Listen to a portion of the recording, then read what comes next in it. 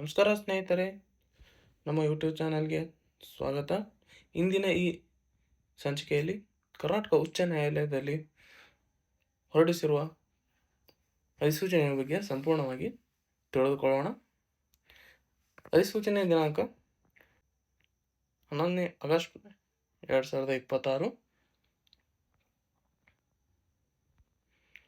ವಿಷಯ: ಉಳಿದ ಮೂಲ ವೃಂದದ ಅಡಿಯಲ್ಲಿ ದ್ವಿತೀಯ ದರ್ಜೆ ಸಹಾಯಕರ ಹುದ್ದೆಗಳ ನೇಮಕಾತಿಯ ಬಗ್ಗೆ. ದ್ವಿತೀಯ ದರ್ಜೆ ಸಹಾಯಕ ಹುದ್ದೆಗಳಿಗೆ ಏನಪ್ಪ ಅಂದರೆ ಅಧಿಸೂಚನೆಯನ್ನು ಹೊರಡಿಸಿದ್ದಾರೆ. ಈ ಹುದ್ದೆಗಳಿಗೆ ಆನ್ಲೈನ್ ಮೂಲಕ ಅರ್ಜಿ ಸಲ್ಲಿಸಲು ಕೊನೆಯ ದಿನಾಂಕ 11/9/2026.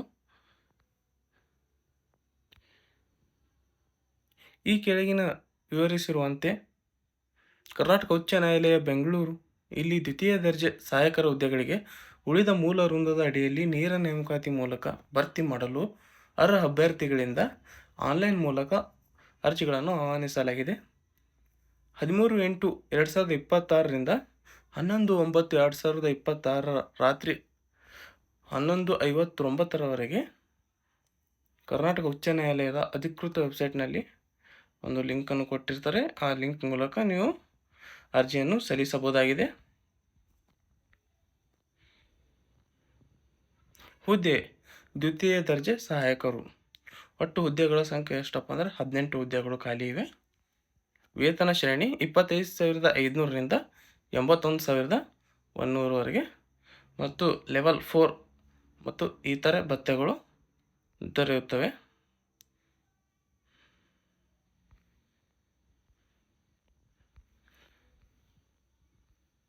ಹುದ್ದೆಗಳನ್ನು ಮೀಸಲಾತಿಗೆ ಅನುಗುಣವಾಗಿ ವರ್ಗೀಕರಣ ಮಾಡಲಾಗಿದೆ.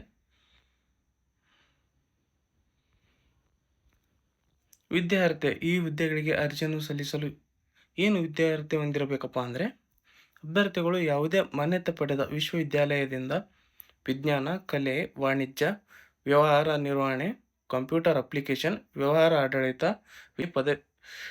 ವಿಷಯಗಳ ಪದವಿಯಲ್ಲಿ ಸಾಮಾನ್ಯ ವರ್ಗ ಮತ್ತು ಇತರೆ ಹಿಂದುಳಿದ ವರ್ಗಗಳಿಗೆ ಸೇರಿದ ಅಭ್ಯರ್ಥಿಗಳು ಕನಿಷ್ಠ 55% ಅಂಕಗಳನ್ನು ಮತ್ತು ಪರಿಶಿಷ್ಟ ಜಾತಿ ಪರಿಶಿಷ್ಟ ಪಂಗಡಕ್ಕೆ ಸೇರಿದ ಅಭ್ಯರ್ಥಿಗಳು ಕನಿಷ್ಠ 50% ಅಂಕಗಳೊಂದಿಗೆ ಕಂಪ್ಯೂಟರ್ ನಿರ್ವಹಣೆ ಜ್ಞಾನವನ್ನು ಹೊಂದಿರಬೇಕು.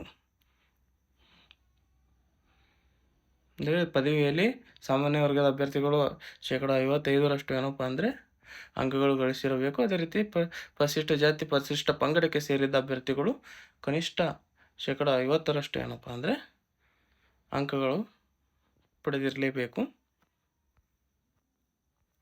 ಮತ್ತು ಕಂಪ್ಯೂಟರ್ ನಿರ್ವಹಣೆ ಜ್ಞಾನ ಕೂಡ ಹೊಂದಿರಬೇಕು. ಈ ಹುದ್ದೆಗಳಿಗೆ ಅರ್ಜಿಯನ್ನು ಸಲ್ಲಿಸಲು ವಯೋಮಿತಿ ಕನಿಷ್ಠ 18 ವರ್ಷ ವಯೋಮಿತಿ ನಿಗದಿಪಡಿಸಲಾಗಿದೆ. ಅದೇ ರೀತಿ ಗರಿಷ್ಠ ವಯೋಮಿತಿ ಸಾಮಾನ್ಯ ವರ್ಗದ ಅಭ್ಯರ್ಥಿಗಳಿಗೆ 35+5 ವರ್ಷಗಳು, ಇತರೆ ಹಿಂದುಳಿದ ವರ್ಗಗಳ ಅಭ್ಯರ್ಥಿಗಳು 2A, 2B, 3A, 3B ಅಭ್ಯರ್ಥಿಗಳಿಗೆ 38+5 ವರ್ಷಗಳು, ಪರಿಶಿಷ್ಟ ಜಾತಿ ಪರಿಶಿಷ್ಟ ಪಂಗಡ ಅಥವಾ ಹಿಂದುಳಿದ ವರ್ಗಕ್ಕೆ ಸೇರಿದ ಪ್ರವರ್ಗ 1 ಅಭ್ಯರ್ಥಿಗಳಿಗೆ 40+5 ವರ್ಷಗಳು ಗರಿಷ್ಠ ವಯೋಮಿತಿಯನ್ನು ನಿಗದಿಪಡಿಸಲಾಗಿದೆ.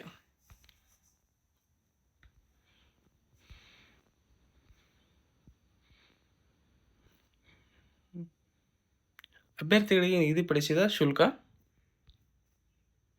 ಸಾಮಾನ್ಯ ವರ್ಗದ ಅಭ್ಯರ್ಥಿಗಳಿಗೆ 350 ರೂಪಾಯಿ ಅರ್ಜಿ ಶುಲ್ಕವಿದೆ. ಇತರೆ ಹಿಂದುಳಿದ ವರ್ಗಗಳಾದ ಪ್ರವರ್ಗ 2A, 2B, 3A, 3B ಅಭ್ಯರ್ಥಿಗಳಿಗೆ 350 ರೂಪಾಯಿ ಅರ್ಜಿ ಶುಲ್ಕವಿದೆ. ಅದೇ ರೀತಿ ಪರಿಶಿಷ್ಟ ಜಾತಿ ಪರಿಶಿಷ್ಟ ಪಂಗಡ ಹಿಂದುಳಿದ ವರ್ಗಕ್ಕೆ ಸೇರಿದ್ದು ಪ್ರವರ್ಗ 1 ಹಾಗೂ ಅಂಗವಿಕಲ ಅಭ್ಯರ್ಥಿಗಳಿಗೆ 200 ರೂಪಾಯಿ ಅರ್ಜಿ ಶುಲ್ಕ ವಿಧಿಸಲಾಗಿದೆ. ನಿಗದಿತ ಶುಲ್ಕವನ್ನು ವೆಬ್ಸೈಟ್ನಲ್ಲಿ ನೀಡಲಾದ ಲಿಂಕ್ ಮೂಲಕ ಸ್ಟೇಟ್ ಬ್ಯಾಂಕ್ ಆಫ್ ಇಂಡಿಯಾದ payment gateway by net banking, credit card, debit card, UPI ಸೌಲಭ್ಯದ ಮೂಲಕ ಪಾವತಿಸತಕ್ಕದ್ದು.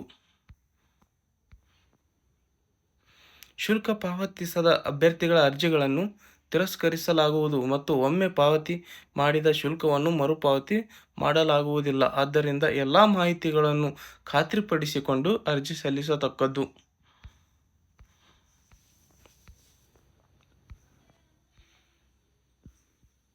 ಆಯ್ಕೆ ವಿಧಾನ ಅಂತ ಕೊಟ್ಟಿದ್ದಾರೆ. ದ್ವಿತೀಯ ದರ್ಜೆ ಸಹಾಯಕರ ಹುದ್ದೆಗೆ ಸ್ಪರ್ಧಾತ್ಮಕ ಪರೀಕ್ಷೆ ಮತ್ತು ಸಂದರ್ಶನದ ಕಾರ್ಯಕ್ಷಮತೆಯ ಆಧಾರದ ಮೇಲೆ ಆಯ್ಕೆಯನ್ನು ಈ ಕೆಳಗಿನಂತೆ ಮಾಡಲಾಗುತ್ತದೆ. ಆಂಗ್ಲ ಭಾಷೆಯಲ್ಲಿ ಪ್ರಬಂಧ ಗರಿಷ್ಠ 30 ಅಂಕಗಳು. ಪರೀಕ್ಷೆಯಲ್ಲಿ ಉತ್ತೀರ್ಣರಾಗಲು ಪಡೆಯಬೇಕಾದ ಕನಿಷ್ಠ ಅಂಕಗಳು 20. ಕನ್ನಡದಿಂದ ಆಂಗ್ಲ ಭಾಷೆಗೆ ಅನುವಾದ 30 ಅಂಕಗಳು.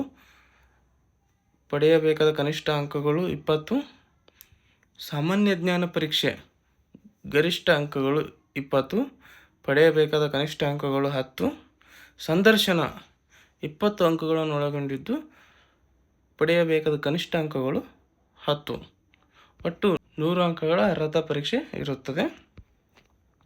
ಅರ್ಹತಾ ಪರೀಕ್ಷೆಯಲ್ಲಿ ಗಳಿಸಿರುವ ಒಟ್ಟು ಶೇಕಡಾವಾರು ಅಂಕಗಳ ಆಧಾರದ ಮೇಲೆ 1:10 ಅನುಪಾತದಂತೆ, ಅಂದರೆ ಅಧಿಸೂಚಿಸಲಾದ ಒಂದು ಹುದ್ದೆಗೆ 10 ಅಭ್ಯರ್ಥಿಗಳಂತೆ ಅರ್ಹತಾ ಕ್ರಮದಲ್ಲಿ ಸ್ಪರ್ಧಾತ್ಮಕ ಪರೀಕ್ಷೆಗೆ ಕರೆಯಲಾಗುವುದು.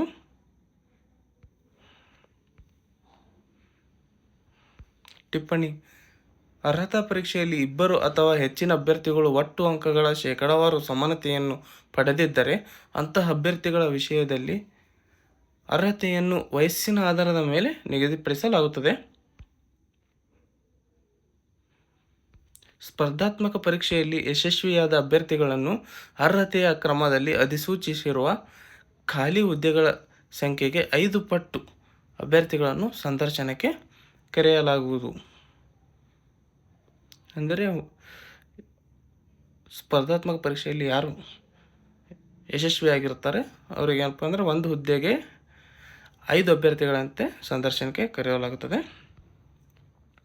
ಪರಿವೀಕ್ಷಣಾ ಅವಧಿ: ಅಭ್ಯರ್ಥಿಯು ನೇಮಕಗೊಂಡ ಪಕ್ಷದಲ್ಲಿ ಪ್ರಾರಂಭಿಕವಾಗಿ 2 ವರ್ಷಗಳ ಅವಧಿಗೆ ಅಥವಾ ಅಗತ್ಯವಿದ್ದರೆ ವಿಸ್ತರಿಸಬಹುದಾದ ಅವಧಿಗೆ ಪರಿವೀಕ್ಷಣಾರ್ಥಿಗಳಾಗಿರುತ್ತಾರೆ.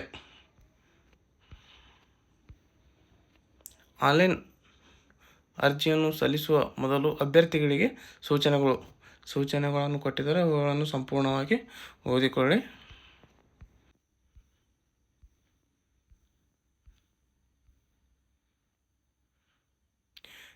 ಇಲ್ಲಿ ಇನ್ನೊಂದು ಕೊಟ್ಟಿದ್ದಾರೆ. ದ್ವಿತೀಯ ದರ್ಜೆ ಸಹಾಯಕರ ಹುದ್ದೆಗೆ ನೇಮಕಗೊಂಡ ಅಭ್ಯರ್ಥಿಗಳನ್ನು ಕರ್ನಾಟಕ ಉಚ್ಚ ನ್ಯಾಯಾಲಯ ಬೆಂಗಳೂರಿನಲ್ಲಿನ ಪ್ರಧಾನ ಪೀಠಗಳಲ್ಲಾಗಲಿ ಅಥವಾ ಧಾರವಾಡ ಅಥವಾ ಕಲಬುರಗಿಗಳಲ್ಲಿನ ಪೀಠಗಳಲ್ಲಾಗಲಿ ನಿಯೋಜಿಸಲಾಗುವುದು.